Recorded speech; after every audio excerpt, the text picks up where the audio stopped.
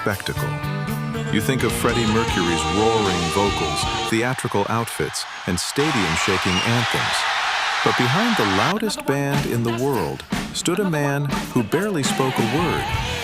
John Deacon was the rhythmic anchor of one of the greatest bands in history. He wrote some of their most iconic hits, sold millions of records, and achieved the pinnacle of rock superstardom. And then, he just vanished. No farewell tour, no explosive scandal, no dramatic press conference. Just pure, unbroken silence for over 2 decades. Why did the quietest man in rock suddenly disappear entirely? Born in 1951, John was a shy, electronics-obsessed kid from Leicester. But the moment he heard the groove of a bass guitar, his world shifted. In 1971, he auditioned for 3 ambitious musicians: Brian May, Roger Taylor, and Freddie Mercury. They didn't just hire him because he was a master of the bass, they hired him because he was calm. While Freddie was the explosive energy at the front of the stage, John was the gravitational pull holding everything together from the back. But don't let the quiet demeanor fool you. From his fingertips came absolute massive hits. I Want to Break Free, You're My Best Friend, and the unforgettable Another One Bites the Dust. He knew exactly when to play, and more importantly, he knew when to let the silence speak.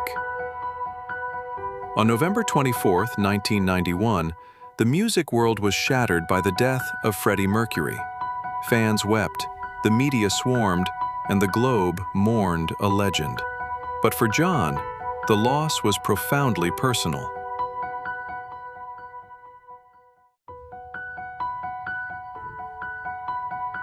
Freddie and John were 2 sides of the same coin. Without Freddie's boundless energy to balance his quiet nature, John lost his musical compass. At the massive tribute concert at Wembley Stadium, you can see him on stage, but his spirit seems thousands of miles away. The band's completeness was broken, and the music, which was once his safe haven, had become a painful reminder of the friend he lost. Over the next few years, while Brian May and Roger Taylor kept the Queen legacy alive, John began to step into the shadows. He rejected interviews. He turned down appearances. Until 1997, when he returned to the studio for one final session. The song was No One But You, Only the Good Die Young, a eulogy for Freddie. John laid down his bass track. It wasn't overly complex or flashy, it was just honest. And when the session ended, he put down his bass and walked out. An internal memo later confirmed his retirement. When Queen was inducted into the Rock and Roll Hall of Fame in 2001, John wasn't there. He had fully exited the stage, just as quietly as he had entered it. Today, John Deacon lives a quiet life in the same South London home he's owned for decades. In a world that constantly demands we stay relevant, keep producing, and stay in the spotlight, John's choice is almost radical. He didn't leave because he hated the music. He left because he knew the story was over, and he was completely at peace with closing the book.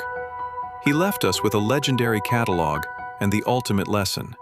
Sometimes, the most powerful thing you can do is just enjoy the silence.